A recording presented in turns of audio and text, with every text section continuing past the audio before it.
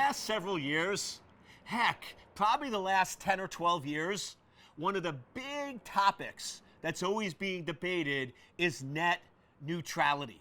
But what I find is a lot of people debate it and argue it, but they don't really know what it means. So I want to shoot a quick video of what is net neutrality.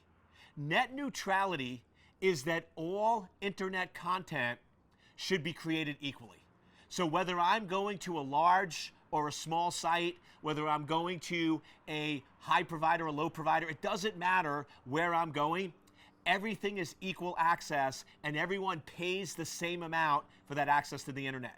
So a lot of startup companies really like net neutrality because it means that I'm paying the same as a bigger company, and if somebody searches or looks for me on the internet, they have the same probability of finding me versus finding that bigger company.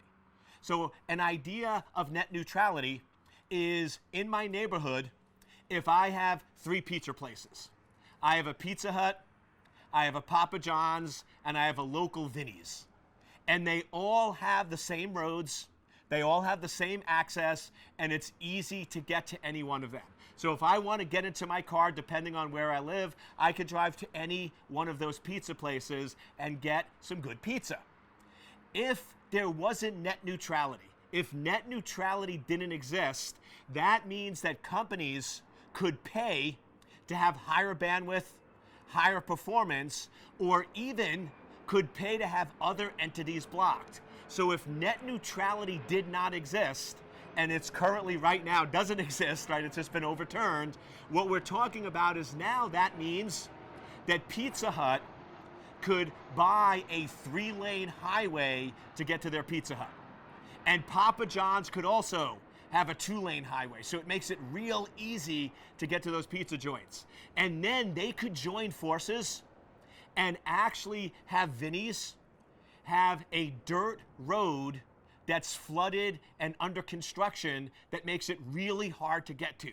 So if I want to eat at Vinny's, I have to get on a dirt road. My car's going to get all dirty. I could get a flat tire. I might have to even park and walk because part of the road is washed away. It's just really hard and difficult. Vinny's is still there, but it's really difficult to get to. So what do you think most people are going to do? They're going to go to Pizza Hut, or they're going to go to Papa John's, and Vinny's is going to go out of business. That's the idea without net neutrality, is companies can pay to have higher bandwidth, easier access, or even ban certain entities or certain companies from being accessed or accessible on the internet. Now, to me, the whole idea of net neutrality is interesting because some of it is already happening with Google searches. Bigger companies can pay for ads and pay for optimization that have been around longer and appear higher up. So if you have a brand new company, most likely when I do a Google search, it's probably not going to appear in the beginning searches like a big established company that's throwing a lot more money at it. However, the big difference is this: that smaller company has an equal chance. They could do search engine optimization.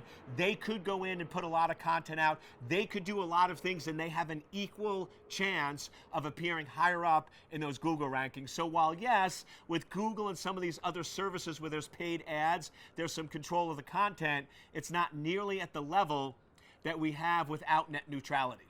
Without net neutrality in place, essentially a provider can decide to block, ban, or prohibit access to certain sites. And as I said, it could be really hard for a small company to get started.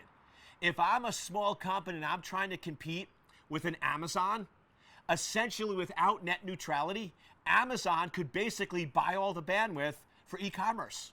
So anytime you search or anytime you access, you're getting instant access to Amazon very quick, very fast. And any small startup that doesn't go through or doesn't play with Amazon could take 5 or 10 minutes to load, be very hard to access and very hard to get to.